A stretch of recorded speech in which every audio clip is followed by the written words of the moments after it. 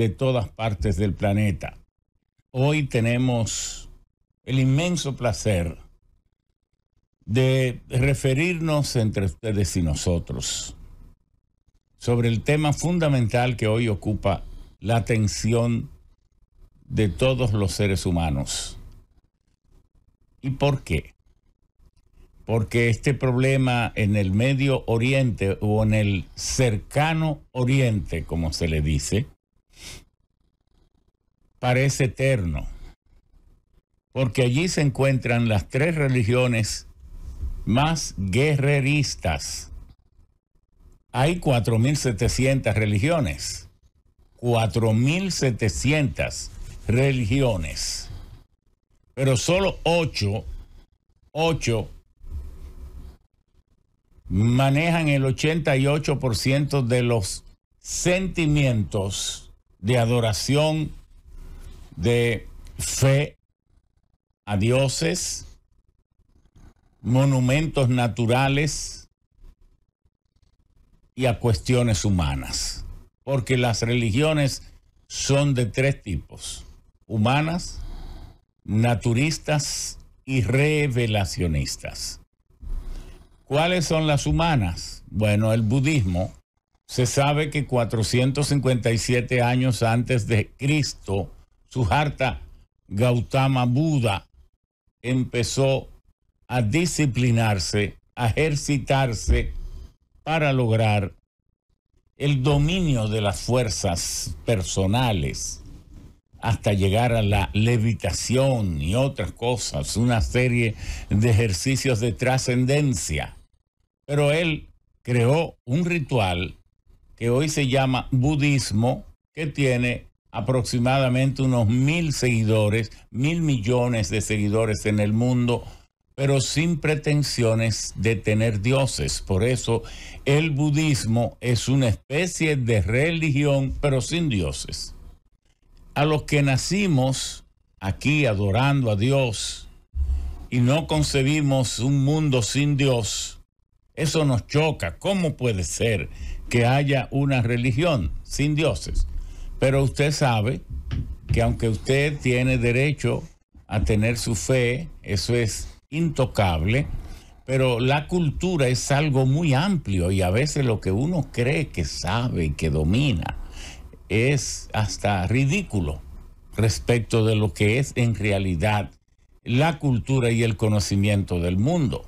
Por eso usted tiene que ser tolerante, no se puede fanatizar diciendo que yo sé que Dios me da sabiduría, una serie de cosas, porque si Dios le diera sabiduría a todo el mundo, ¿para qué existieran las universidades? Entonces usted solo se va a un rincón, ora y ya usted es un sabio, y eso no es así. Eso le da a usted el dato, la indicación de que tenga su fe, hágala, ejérzala, pero con prudencia. Pues bien, ese es el budismo.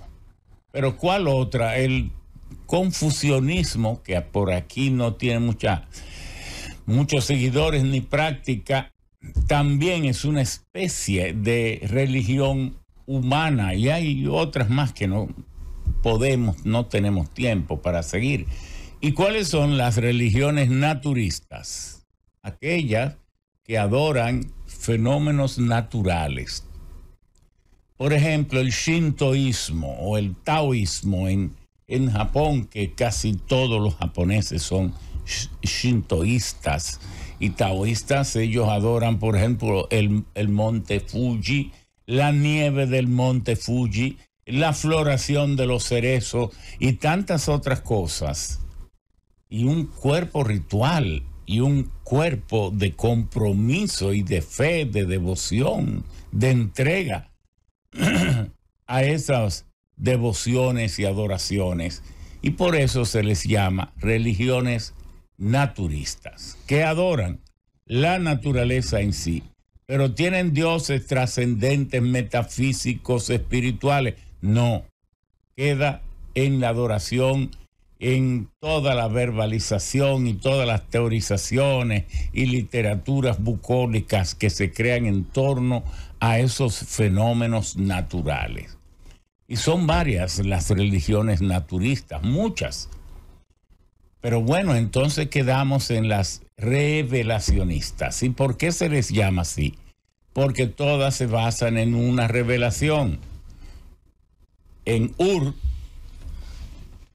por allá, por esas culturas sumerias, de la Mesopotamia, de lo que hoy es Irak y de lo que hoy es Kuwait y parte de Arabia Saudita, bueno, en esas geografías por ahí, se dice que Yahvé o Adonai o Jehová, como usted quiera decirlo, se le apareció a Abraham y le dijo un plan, pero le ordenó también que dejara esas tierras y fuera tras las tierras prometidas. Tuvo problemas al irse, casi pocos le siguieron, pero terminaron esclavizados en Egipto, y de allí fue Moisés, muchos siglos después, 400 años después, que los sacó para llevarlo a la tierra prometida.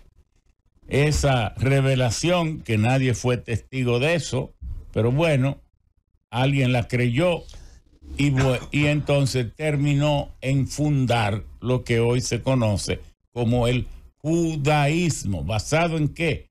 En una revelación. Esa religión se dice que anda entre los 50 a 100 millones de seguidores. Pero el judaísmo no es una religión que usted va a encontrar a un predicador en alguna calle, en algún lugar, promoviendo para que más gente se una al judaísmo. No, porque es una religión solo para los judíos y para salvar solo al pueblo judío. Y bueno, tuvo que venir entonces Cristo, también en base a una revelación del arcángel San Gabriel. Dios te salve María, llena eres de gracia, bendito es el fruto de tu vientre Jesús. Y allí vino aquella encarnación en forma de hombre, otra revelación. Por eso el cristianismo es una religión que nace dentro del judaísmo como una oferta más amplia. Mientras el judaísmo no le ofrece la salvación a nadie si usted no es judío, el cristianismo, Cristo se da cuenta que la salvación es buena y se le ofrece a todo el mundo. Y ahí viene el rompimiento entre el judaísmo y el cristianismo, porque el judaísmo dice, ¿qué derecho tiene si este Dios es nuestro solamente a darle entonces la salvación a todo el mundo solo porque crea en él? Ahí vienen esos choques y bueno, esa es la segunda religión revelacionista. Y luego viene el Islam, aquel historial épico de esas caravanas entre la Arabia Pétrea y el Mediterráneo, de Mahoma, un hombre fuerte, inteligente, que terminó siendo escogido por Alá para ser su profeta, y entonces en torno a ello forman el Islam. Y ahí tenemos las tres religiones revelacionistas. ¿A cuál más guerrera? Usted toma la Biblia y encuentra la ley, y en ese Antiguo Testamento, y esto que la Biblia fue una selección de unos cuantos libros, porque hay otros documentos en cantidad, y de este evangelio, el evangelio según María Magdalena, bueno, tantos más que no podemos analizar aquí tampoco por falta de tiempo. Pero en todo eso está esa gran oferta que hace Cristo al mundo. Y bueno, estas tres religiones que se ubican desde el Mediterráneo hasta la Mesopotamia. Y por cierto, en las 4.700 religiones que hay formales, América no aparece en ninguna de ellas, porque América como continente tiene está libre de sospecha, porque todos los dioses nacieron antes de que América fuera descubierta. Entonces usted no puede decir América puso algo en ningún cuerpo de creencia, ni Dios, porque América sencillamente no participó. América fue descubierta en 1492 y ya para entonces eran antiquísimas aquellas creencias, cualquiera de ellas. Bueno, pero ¿por qué tienen que confrontarse tantas creencias? La mayoría vive en paz. El 99.99 vive en paz. Pero hay tres que fundamentalmente coinciden territorialmente. Sus símbolos, sus íconos, sus leyendas, todas coinciden en el mismo territorio. Y entonces, el Mesías, que no fue aceptado, Cristo como Mesías por los judíos, está por venir para los judíos. ¿Y cuándo vendrá? Cuando se construya el tercer templo. Y es posible construirlo. ¿Quién destruyó el templo de Salomón? Bueno, el templo fue destruido varias veces, pero Nabucodonosor, 587 años antes de Cristo, allí fue que nació la primera égida de los judíos, que duró unos 50 años, pero esta de Vespasiano, del año 70 después de Cristo, bueno, fue desde el año 70 hasta el 1448, 47, 48. Unos casi 1900 años duró la ausencia teórica, formal, del pueblo judío de sus antiguas tierras. Entonces vinieron y poblaron allí todos los pueblos que no fueron convertidos en diásporas, que no fueron expulsados a otras partes del del Imperio Romano.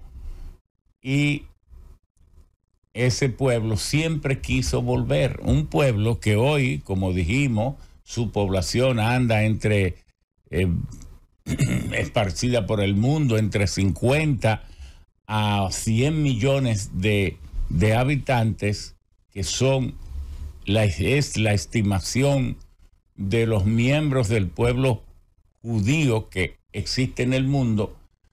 Y el mundo, que tiene 8.000 millones, ya usted sabe la parte ínfima en términos numéricos que constituyen los judíos, pero sin embargo se estima que controlan del 25 al 30 al 40% de la economía del mundo entero, pero controlan tal vez el 60% de todos los grandes capitales, hecho que está modificándose ahora por la emersión, el surgimiento de China, que se va colocando en casi la mitad del comercio mundial, de la India, que juntos ya constituyen casi 2.800 millones de personas, que es prácticamente el 30% de la población mundial. Pero si usted aclara bien los datos, los judíos, una ínfima población del mundo, tiene un control económico que determinó que tanto en la Primera Guerra como en la Mundial, como en la Segunda, se modificara la demografía y la geografía de el cercano Oriente para introducir allí, mediante la resolución 181 de las Naciones Unidas del 26 de noviembre de 1947, la inserción, la ubicación de los judíos que estaban esparcidos por el mundo, que pudieran venir a constituir un estado allí. Pero la resolución original contenía que fueran 2 estados, uno para Palestina, porque esos terrenos para esa fecha estaban confiados a la administración de Gran Bretaña, y Gran Bretaña sentía que era dueño de esos territorios y que podía disponer de ellos como una herencia tomada del Imperio Otomano, que había estado rigiendo allí por siglos y siglos. Entonces, con la influencia económica de los judíos, de los capitales del JP Morgan, de Moses, los grandes capitales del mundo, los que dominan el dólar desde el 1900, desde mucho antes, pero formalmente desde el 1913, con la reforma financiera, monetario financiera que se hizo en Estados Unidos, en la isla de Jekyll Island, en Georgia, donde se reunieron secretamente en un refugio, en un proyecto turístico, senadores, representantes y los grandes capitales organizados empresariales del mundo. Allí se reunieron los Cornelius Vanderbilt, los Andrew Carnegie, los JP Morgan, los Ford, los Moses, los Rothschild, los Rockefeller,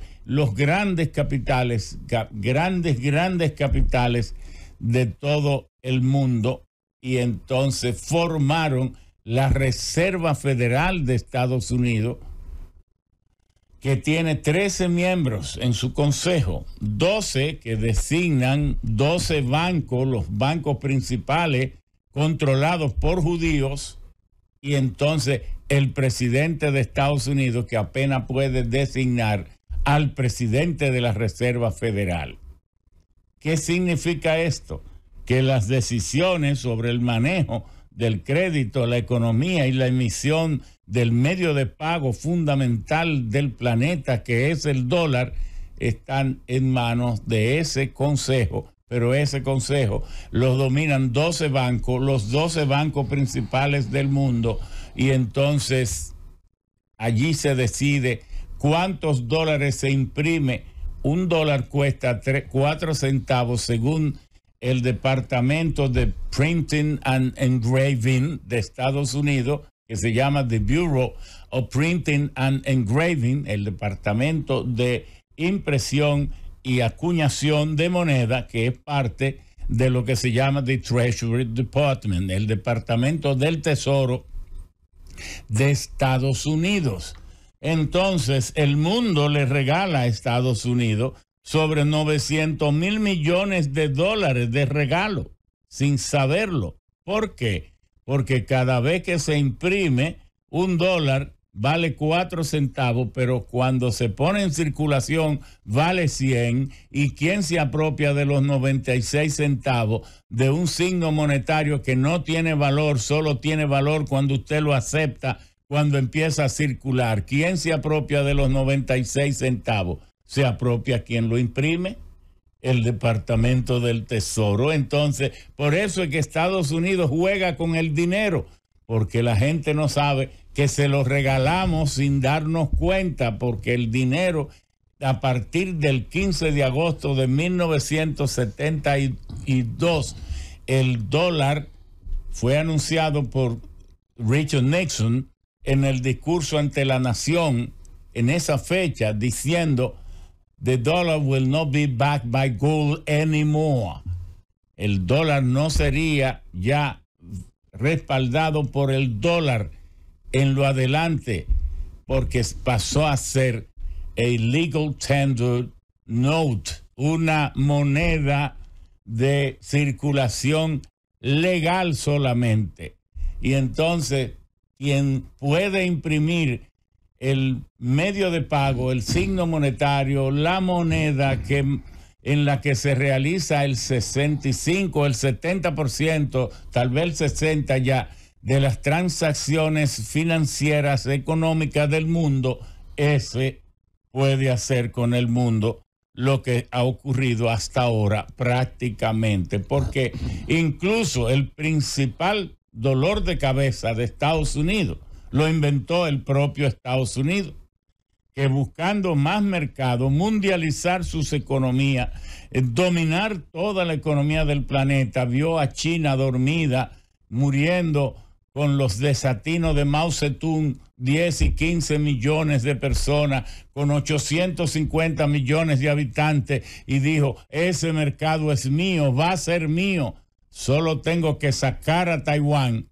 de la ONU y de la OMC y de los organismos globales y meter a China y entonces apropiarme de esos mercados, y lo ha hecho, pero parece que no calculó que esos chinos habían dominado el mundo entero hasta 1852 y que esos chinos, si podían tener la oportunidad nuevamente, se propondrían hacer lo que siempre fueron: la economía y el ingenio, la capacidad de invención más grande de la historia la han tenido los chinos. Y entonces el propio dolor de cabeza de Estados Unidos se lo inventó el propio Estados Unidos. Ahora estamos en este conflicto en cercano Oriente. Ahora tenemos, ¿qué es la autoridad palestina? Bueno, ya dijimos que la resolución 181 del 26 de noviembre de 1947 pretendía crear dos estados, uno palestino, uno israelí. Pero inmediatamente los países árabes se opusieron porque significaba desplazar gran parte de Palestina, de los pueblos que vivían allí, que por haberlo habitado 1900 años habían adquirido carta de naturalidad de pueblos originarios. Y como venían a desalojarlo, a convertirlos en refugiados sin definir bien primero, porque lo correcto debió haber sido, bueno, ya que se va a traer al pueblo judío, vamos a organizar primero a los que están y entonces después organizamos a los que vienen. Pero no, se organizó primero a los que llegaron y se ignoró, nada se hizo con los refugiados, y más la oposición de los pueblos árabes que no aceptaron esa partición nunca. Entonces los pueblos se pusieron a una, los pueblos palestinos, respaldados por el resto del mundo árabe, de Jordania, de Egipto, de Siria y de los demás. Y entonces, tan pronto se inauguró el pueblo, lo que hoy es Israel, empezaron los pueblos árabes a atacar, y entonces se desató la guerra que terminó un año después, en 1949, por la mediación de varias naciones, y desde allí empezó el conflicto que nunca ha tenido solución. Primero por el tema religioso, segundo por el tema territorial, porque ya dijimos que el Mesías para los judíos habrá de llegar después que se haga el tercer templo, se rehaga. Pero ¿qué ocurre? Que en lo que era el templo de Salomón, el segundo templo, el templo de Salomón, al ser destruido por los romanos en el año 70, en el patio se construyó la mezquita de la Roca. Dos mezquitas hay allí, la Al-Azhar y la mezquita de la Roca. Ese domo dorado que en realidad está laminado en oro del Islam. ¿Por qué construyeron esa mezquita ahí? Porque dice la leyenda y el Corán que cuando muere Mahoma, entonces subió al cielo en caballos blancos desde ese lugar, justo en el patio de lo que era el templo de Salomón. De manera que Jerusalén es tierra santa para el Islam, pero es tierra santa para los judíos, pero es tierra santa para el cristianismo. Todos allí, todos acurrucados en un lugar que no puede ser más conflictivo para el mundo. Bueno, ¿Y qué extensión territorial tiene Israel? Israel tiene 21.000 kilómetros cuadrados, apenas. Pero eso del West Bank, el Banco de Oeste, o Cisjordania, que es el grueso del pueblo de la Autoridad Palestina Autonómica, eso tiene unos 5.840 kilómetros cuadrados. Pero Gaza solo tiene 360 kilómetros cuadrados. El mismo tamaño que tiene el municipio de Baní. Busque en la provincia Peravia, pero usted se busca el municipio de Baní, provincia Peravia, República Dominicana. Le va a dar que tiene 361 kilómetros cuadrados. Eso mismo tiene Gaza, 360. Y bueno, al día de hoy se le han lanzado, según datos del propio ejército israelí, 6.000 bombas que pesan 4.000 toneladas. Usted haga la división